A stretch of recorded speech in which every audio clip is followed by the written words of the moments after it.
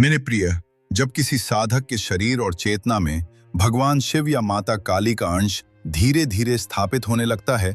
तब उसका जीवन साधारण नहीं रहता, क्योंकि उसी क्षण से उसका शरीर, उसका मन और उसकी आत्मा उसे सूक्ष्म दैनिक तथा आध्यात्मिक संकेत देने लगते हैं।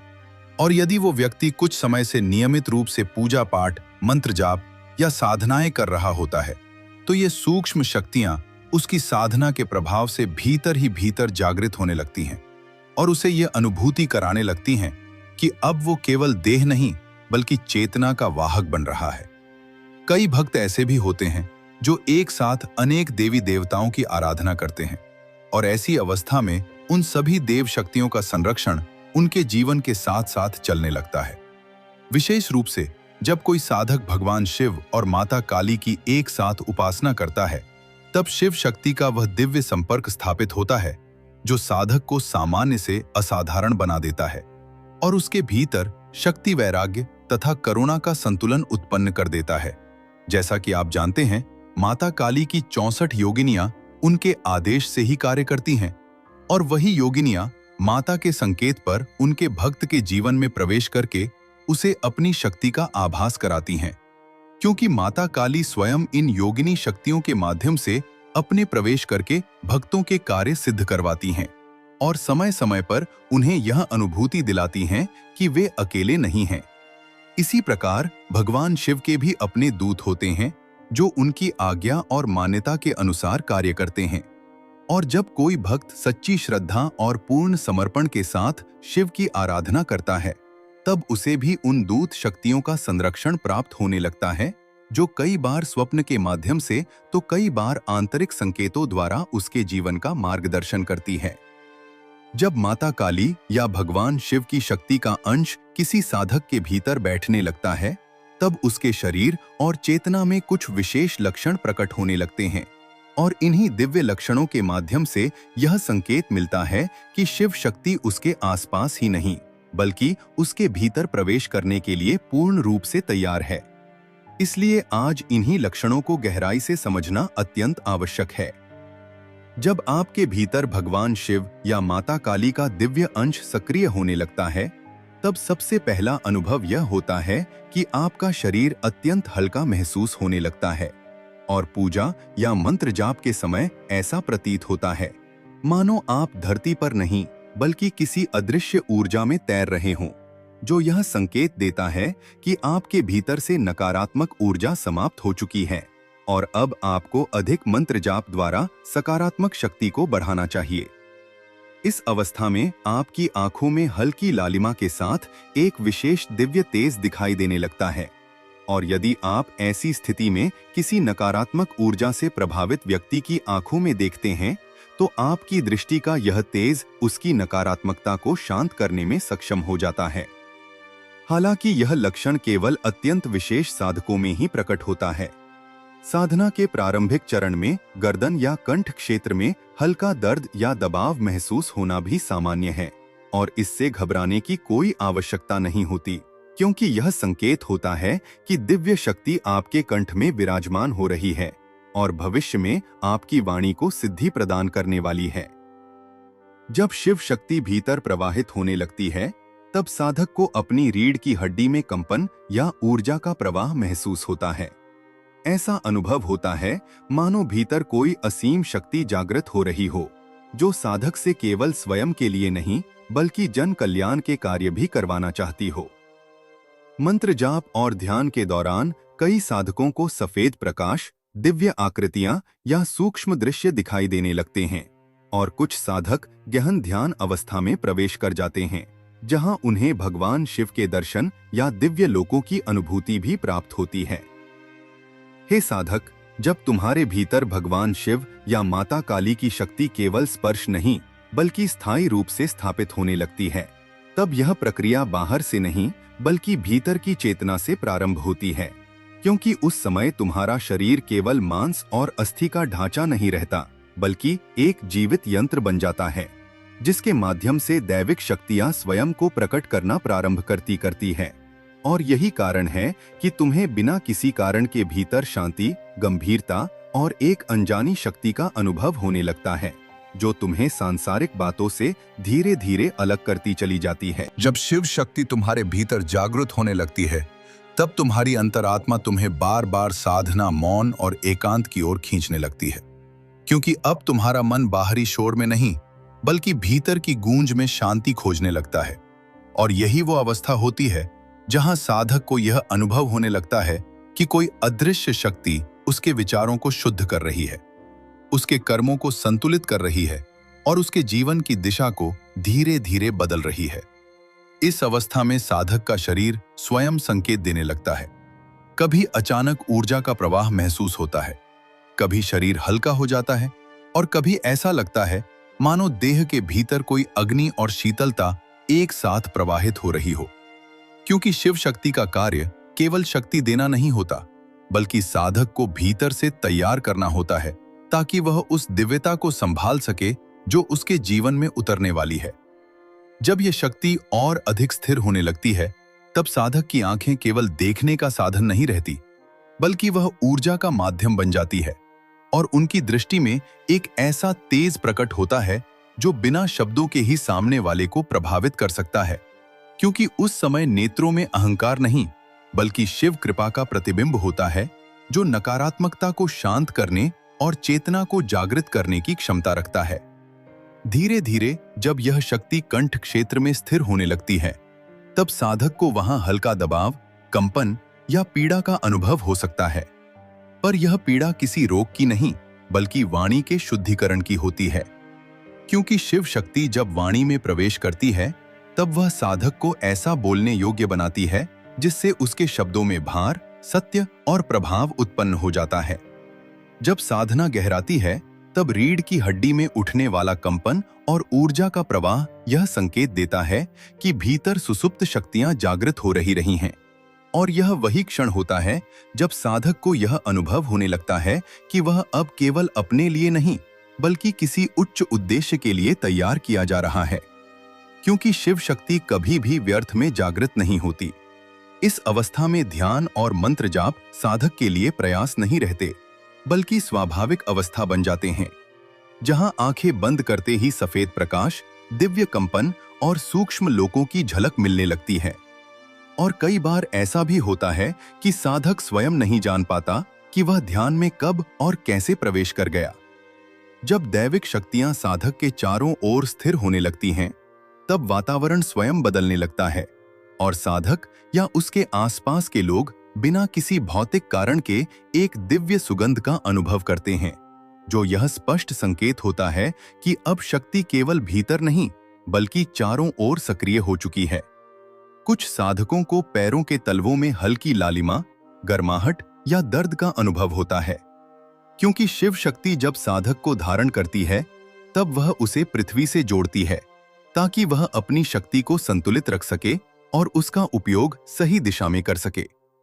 मंत्र जाप के समय सिर घूमना, भौं के मध्य खिंचाव या हल्का दर्द इस बात का संकेत होता है कि आज्ञा चक्र सक्रिय हो रहा है और यही वह द्वार है जहां से साधक को सूक्ष्म शक्तियों, संकेतों और भविष्य के मार्गदर्शन की अनुभूति होने लगती है।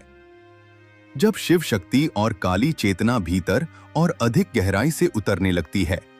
तब साधक के भीतर वर्षों से जमी भावनाएं, पीड़ाएं और संस्कार स्वतः पिघलने लगते हैं। और इसी अवस्था में मंत्र जाप या ध्यान के समय बिना किसी सांसारिक कारण के आंखों से आंसू बहने लगते हैं, जो दुख के नहीं बल्कि आत्मा की शुद्धि के आंसू होते हैं। क्योंकि यह संकेत होता है कि साधक की चेतना अब पुराने बंधनों से मुक्त होकर दिव्यता को स्वीकार करने के लिए तैयार हो रही है। इस शुद्धि के पश्चात साधक एक ऐसी अवस्था में प्रवेश करता है जहां मंत्र जाप बोझ नहीं बल्कि आनंद बन जाता है और वह उठना नहीं चाहता, क्योंकि उसे ऐसा अनुभव होता है मानो वह शिव रस में डूब गया हो, जहां समय रुक जाता है, मन शांत हो जाता है और शरीर केवल एक माध्यम बनकर रह जाता है, जिसके भीतर शिव और शक्ति स्वयं प्रवाहित हो रहे होते हैं। और यही वह क्षण होता है जब साधक पहली बार समझ पाता है कि जो उसकी साधना के अनुकूल नहीं होती और यह संवेदनशीलता कोई कमजोरी नहीं बल्कि उस दिव्य जागरण का प्रमाण होती है जो साधक को अनावश्यक टकरावों से बचाने के लिए स्वयं दिखने लगता है। इस गहन साधना के साथ एक और रहस्य जुड़ा होता है, और वह है अदृश्य संरक्षण। क्योंकि जब साधक सच्चे मन से शिव और काली की शरण में स्थिर हो जाता है, तब उसे हानि पहुंचाने वाली शक्तियां, नकारात्मक दृष्टियां और अनचाहे प्रभाव स्वतः ही उससे दूर रहने लगते हैं। और कई बार साधक को यह भी अनुभव होता है कि जो बाधाएं कभी उसे रोकती थीं, वे बिना संघर्ष के ही मार्ग से हटने लगी हैं, क्योंकि अब वह केवल अपनी शक्ति से नहीं, बल्कि उस दिव्य संरक्षण से आगे बढ़ रहा होता है, जो दिखाई नहीं देता पर हर क्षण सक्रिय रहता है। जब साधक के भीतर शिव शक्ति स्थिर हो जाती है, तब उसके कर्म सामान्य मनुष्यों की तरह देर से फल नहीं देते, बल्कि उसके हर विचार, हर शब्द और हर कर्म का प्रभाव तुरंत आकार लेने लगता है। क्योंकि अब वह केवल अपनी व्यक्तिगत ऊर्जा से नहीं, बल्कि शिव के न्याय और संतुलन के क्षेत्र में प्रवेश कर चुका होता है, जहां अच्छा तो कई गुना होकर लौटता है, लेकिन अहंग, क्रोध या अधैर्य भी तुरंत उसका दर्पण दिखा देता है। और यही कारण है कि इस अवस्था में साधक को अत्यंत सजग रहना पड़ता है, क्योंकि शिव शक्ति किसी को दंड नहीं देती, वह केवल सत्य को बिना विलंब प्रकट कर देती है। जब साधक यह सोचने लगता है कि अब सब कुछ स्थिर हो गया है, तभी शिव काली की वास्तविक परीक्षा प्रारंभ होती है। क्योंकि इस चरण में साधक को बाहरी रूप से कुछ हानियां,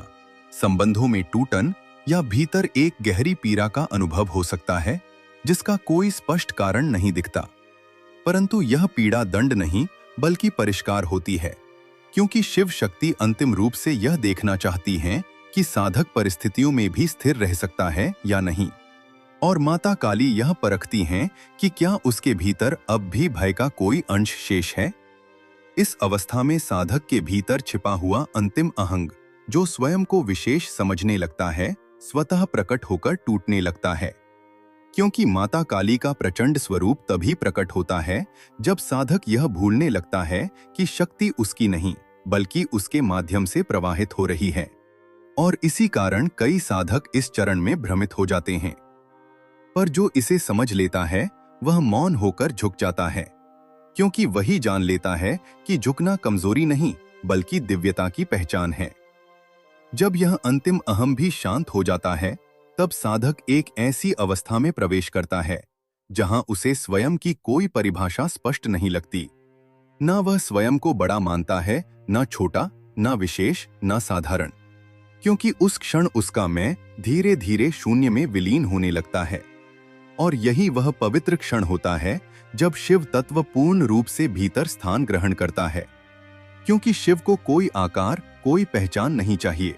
उन्हें केवल रिक्तता चाहिए जिसमें वह स्वयं को प्रकट कर सके। इस शून्य के बाद साधक फिर से संसार में लौटता है, पर अब वह पहले जैसा नहीं होता, क्योंकि अब वह बोलता है तो शब्दों में भार होता है, वह देखता है तो दृष्टि में करुणा होती है, और वह चलता है तो उसके कर्मों में संतुलन होता है। क्योंकि शिव और काली अब उसके भीतर अतिथि नहीं, बल्कि स्थायी वास कर चुके होते हैं। और यही वह अवस्था होती है जिसे वास्तविक पुनर्जन्म कहा जाता है, जहां देह वही रहती है पर चेतना पूर्णतः नई हो जाती है।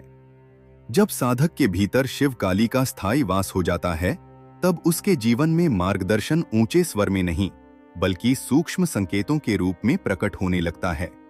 कभी अचानक किसी दिशा में जाने से मन रुक जाता है, कभी बिना कारण किसी निर्णय से दूरी बन जाती है, और कभी भीतर से एक शांत चेतावनी उठती है जो उसे संभावित हानि से पहले ही रोक लेती है। क्योंकि इस अवस्था में शिव शक्ति शब्दों से नहीं, बल्कि अनुभूति से बोलती है, और साधक का मन इतना शुद्ध हो चुका होता है कि वह उन संकेतों को तर्क से नहीं, बल्कि श्रद्धा से स्वीकार कर लेता है। इस चरण में साधक यह अनुभव करने लगता है कि उसकी उपस्थिति स्वयं एक प्रभाव बनता है, चुकी है, क्योंकि बिना कुछ कहे ही उसके आसपास का वातावरण शांत होने लगता है। लोग अनायास ही उससे अपने मन की बातें साझा करने लगते हैं, और कई बार वे स्वयं नहीं जानते कि क्यों वो उसके पास बैठकर हल्कापन महसूस कर रहे हैं। क्योंकि शिव काली की ऊर्जा अब साधक के शब्दों में नहीं, बल्कि उसके मौन, उसकी दृष्टि और उसकी श्वास तक में प्रवाहित होने लगती है, जो बिना किसी प्रयास के दूसरों की चेतना को स्पर्श कर लेती है। जब ये प्रभाव और अधिक स्थिर होता है, तब साधक के भीतर करुणा किसी भावना की तरह नहीं,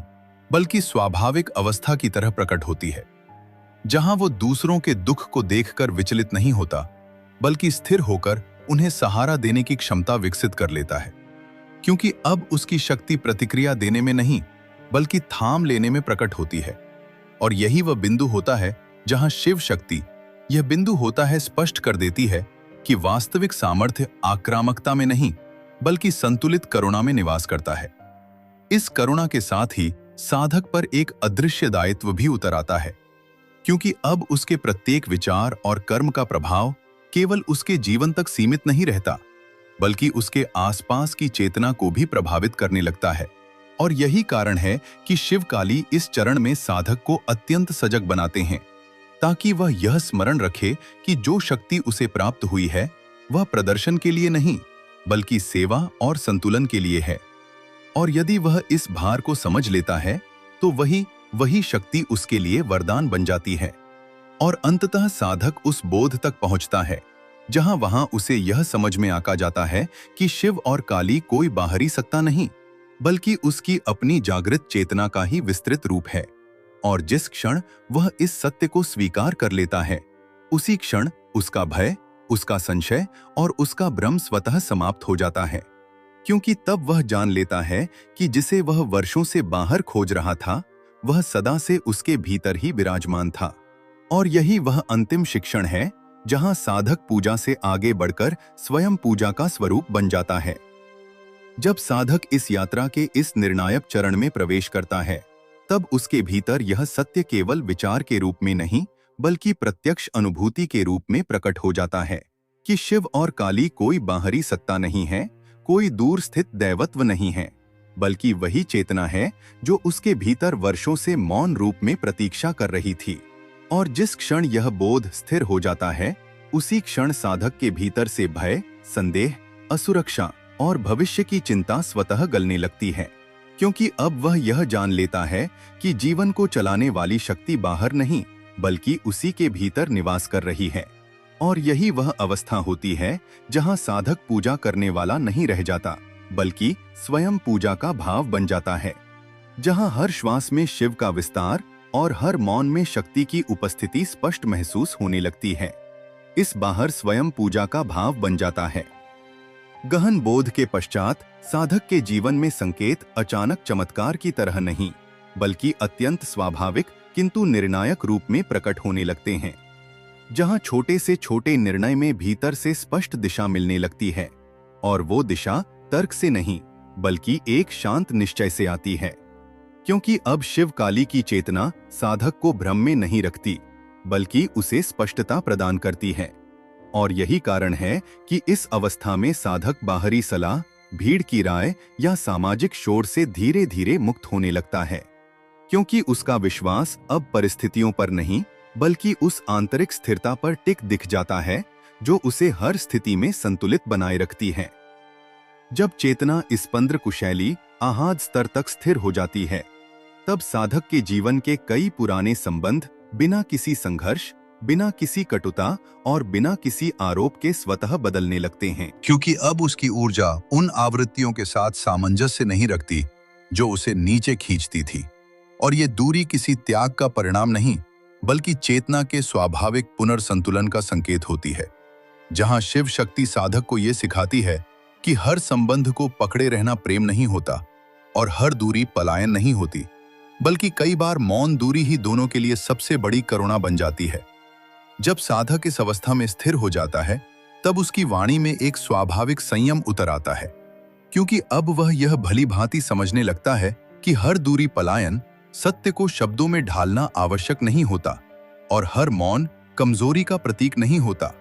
बल्कि कई बार मौन ही वह माध्यम बन जाता है जिसके द्वारा शिव स्वयं कार्य करते हैं। और यही कारण है कि इस चरण में साधक कम बोलता है, पर जब बोलता है तो उसके शब्द हल्के नहीं होते, उनमें भार होता, स्पष्टता होती है और अनावश्यक प्रमाण देने की आवश्यकता नहीं रहती। क्योंकि शिव तत्व जब वाणी में स्थिर होता है, तब वह साधक को यह सिखाता है कि शब्दों का सही मूल्य उनकी संख्या में नहीं, बल्कि उनके समय और उद्देश्य में छिपा होता है। इस चेतन अवस्था में साधक के कर्मों का स्वरूप भी परिवर्तित हो जाता है, क्योंकि अब वह कार्य किसी पहचान, प्रशंसा या फल की अपेक्षा से नहीं करता, बल्कि एक आंतरिक सहजता के साथ करता है। और यही सहजता धीरे धीरे सेवा में परिवर्तित हो जाती है, जहां वह बिना किसी घोषणा के बिना स्वयं को आगे रखे दूसरों के लिए उपलब्ध होने लगता है। क्योंकि शिव काली की शक्ति उसे यह स्मरण कराती है कि वास्तविक साधना मंदिरों तक सीमित नहीं होती, बल्कि जीवन के हर उस क्षण में प्रकट होती है जहां किसी दूसरे का भार हल्का किया जा सके। और यही वह बिंदु होता है जहां शक्ति करुणा का रूप ले लेती है। परंतु हे साधक, इसी शांति के साथ कभी कभी फिर से हल्की परीक्षाएं भी आती है, ना तुम्हें गिराने के लिए और ना तुम्हें दंड देने के लिए, बल्कि केवल यह देखने के लिए कि जो बोध तुम्हें प्राप्त हुआ है वह क्षणिक अनुभव था या स्थायी चेतना बन चुका है।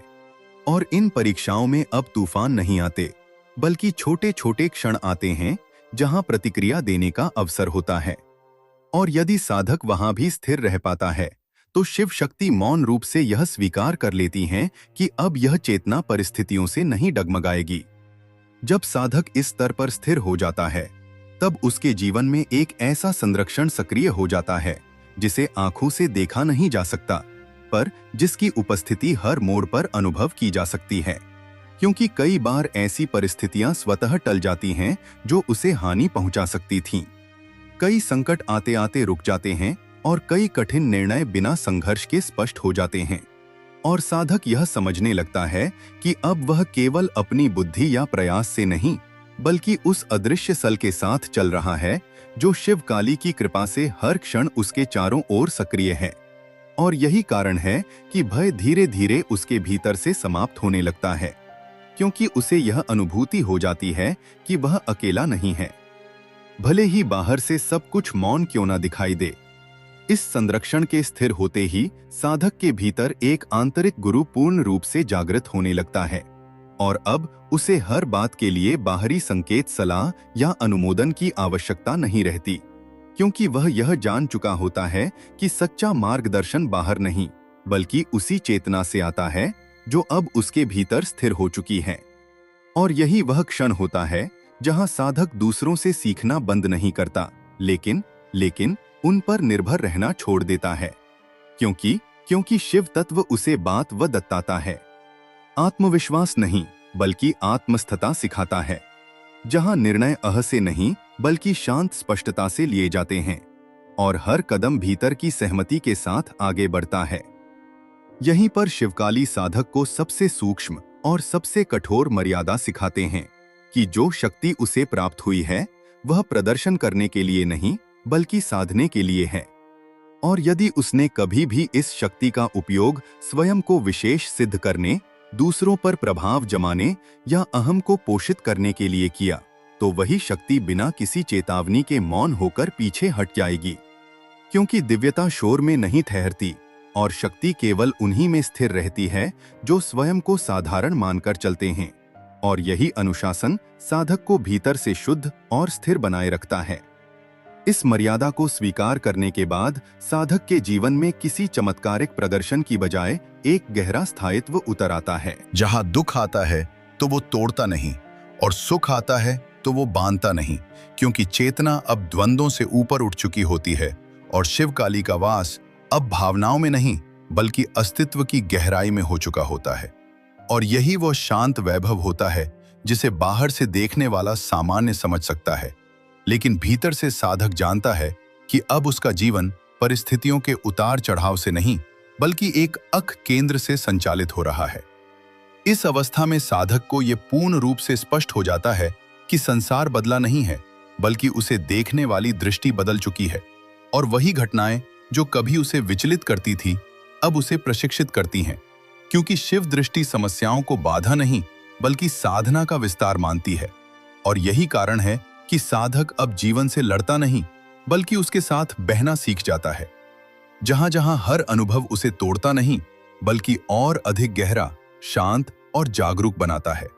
और इसी बोध के साथ वह संसार में रहते हुए भी संसार से बंधा नहीं रहता। इस चरण में साधक यह अनुभव करने लगता है कि मौन अब केवल बोलने का अभाव नहीं रहा, बल्कि चेतना की सबसे सशक्त अवस्था बन चुका है,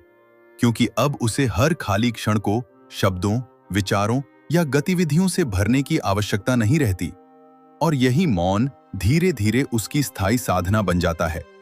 जहां शिव तत्व बिना किसी मंत्र के भीतर गूंजता रहता है और साधक यह समझने लगता है कि वास्तविक शांति बाहर से नहीं बल्कि उसी मौन से जन्म लेती है जिसे वह पहले अनदेखा करता आया था। और अब वही मौन उसका सबसे बड़ा सहारा बन जाता है।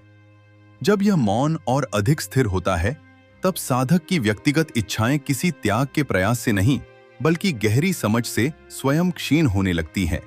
क्योंकि अब वह जान लेता है कि इच्छा तब तक बोझ रहती है जब तक चेतना सीमित होती है, और जैसे ही चेतना व्यापक होती है वैसे ही छोटी इच्छाएं अपने आप पीछे हट जाती हैं। और इसी अवस्था में साधक यह अनुभव करता है कि वह जीवन से कुछ मांग नहीं रहा बल्कि जो है उसी में पूर्णता अनुभव कर रहा है। और यही समर्पण का वो शिखर होता है जहां शिव काली की शक्ति बिना किसी प्रतिरोध के भीतर स्थिर हो जाती है। इस स्तर पर साधक जीवन के हर पक्ष को बिना संघर्ष स्वीकार करना सीख लेता है, न इसलिए कि वह कमजोर हो गया है बल्कि इसलिए कि वह यह समझ चुका है कि प्रतिरोध ऊर्जा को तोड़ता है और स्वीकृति उसे स्थिर करती है। और यही कारण है कि सुख आए तो वह उससे चिपकता नहीं और दुख आए तो वह उससे भागता नहीं, क्योंकि अब वह जानता है कि हर अनुभव चेतना को गहराने का माध्यम है। और यही स्वीकृति उसे भीतर से इतना अयिक बना देती है कि बाहरी परिस्थितियां उसका केंद्र नहीं हिला पाती। यह बोध भी स्पष्ट हो जाता है कि यह कोई अंतिम पड़ाव नहीं बल्कि एक निरंतर चलने वाली यात्रा है, जहां साधना किसी विशेष समय या स्थान तक सीमित नहीं रहती बल्कि जीवन के हर क्षण में घुल जाती है, चाहे वह कार्य हो, विश्राम हो, संवाद हो या मौन, क्योंकि अब साधक के लिए हर श्वास साधना बन जाती है और हर अनुभव शिव काली की उपस्थिति का विस्तार। और यही वो अवस्था होती है जहां जीवन और साधना के बीच की रेखा पूर्ण रूप से मिट जाती है। इस अवस्था में शिव और काली साधक से कुछ कहते नहीं, कोई स्पष्ट आदेश नहीं देते, बल्कि उसका जीवन ही उनका संदेश बन जाता है, क्योंकि अब वह जहां जाता है वहां शांति का संकेत छोड़ता है और जहां बैठता है वहां संतुलन का प्रभाव। और यही वह मौन आदेश होता है जो शब्दों के बिना भी कार्य करता है, क्योंकि दिव्यता को प्रचार की नहीं बल्कि उपस्थिति की आवश्यकता होती है। और साधक अब वही उपस्थिति बन चुका होता है। अब साधक भीतर से पूर्णतः स्वतंत्र अनुभव करता है, क्योंकि उसकी शांति किसी परिणाम, किसी संबंध या किसी उपलब्धि पर निर्भर नहीं रहती। और यही आंतरिक स्वतंत्रता उसे हल्का बना देती है, जहां वह संसार में रहते हुए भी उससे बंधा नहीं रहता, क्योंकि अब उसका आधार परिस्थितियां नहीं बल्कि वह आकाशीय चेतना होती है जो भीतर फैल चुकी होती है और जिसे कोई भी घटना सीमित नहीं कर सकती। इस स्वतंत्रता के साथ साधक के भीतर करुणा भी स्थिर हो जाती है, जो ना तो उसे संसार से बांधती है और ना ही उससे दूर भगाती है।